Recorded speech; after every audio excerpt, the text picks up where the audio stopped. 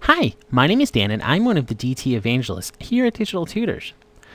In this video, we're going to look at a question from one of our users, Pyro2011, on an issue that they came across while going through the Rendering Interiors with MORE and Maya 2011 course.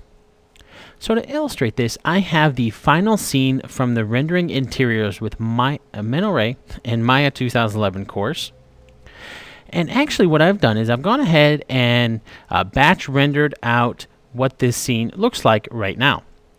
So if we were to take a look at what our render looks like, we can see that the result that we're getting is our render is really, really bright. And that's really not what we would expect to get when we open up this scene and render it out. Now the reason that this is rendering out really bright is because this particular scene was set up using some real-world light data through some IES files.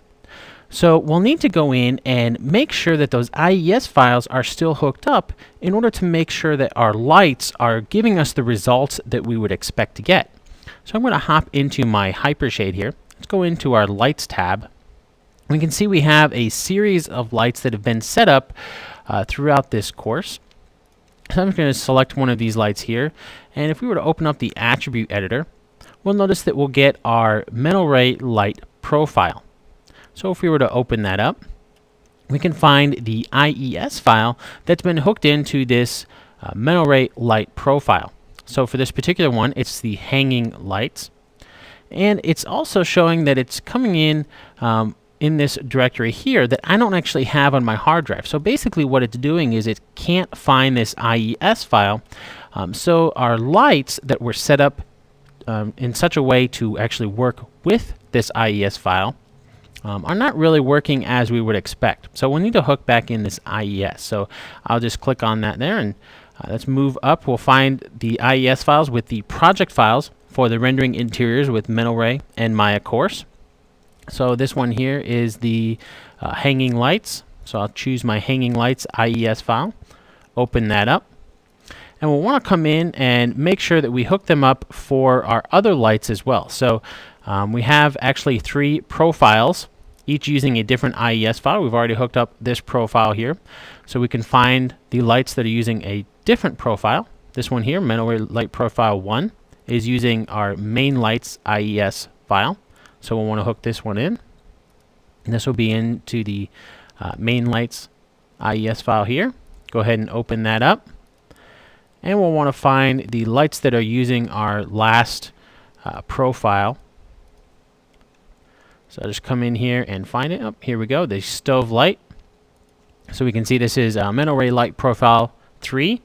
So this is the 3rd profile, and once again, it's pointing to a location that I don't have on my hard drive here, so we'll want to relink this IES file. So I'll just come in here and relink this to the stove light.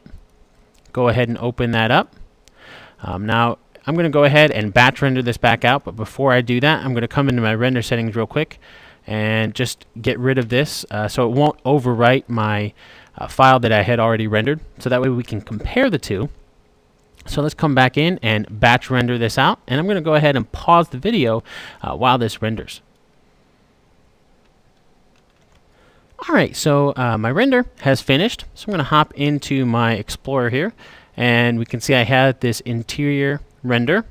So if I open this up here, we can see the result that we're getting is we're getting this really nicely rendered scene because our lights are actually being able to utilize that real-world light data that we had set them up to be able to use. So before we had this really bright and washed out scene, but by simply coming in and relinking our IES files, we're able to get a really nicely rendered scene using that real-world light data that we set up our lights to use.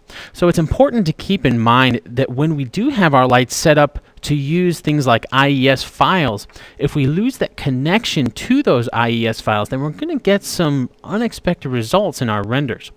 Now if you want to look more in depth on how the lighting and rendering for this scene was set up, check out the Rendering Interiors with MORE and Maya 2011 course.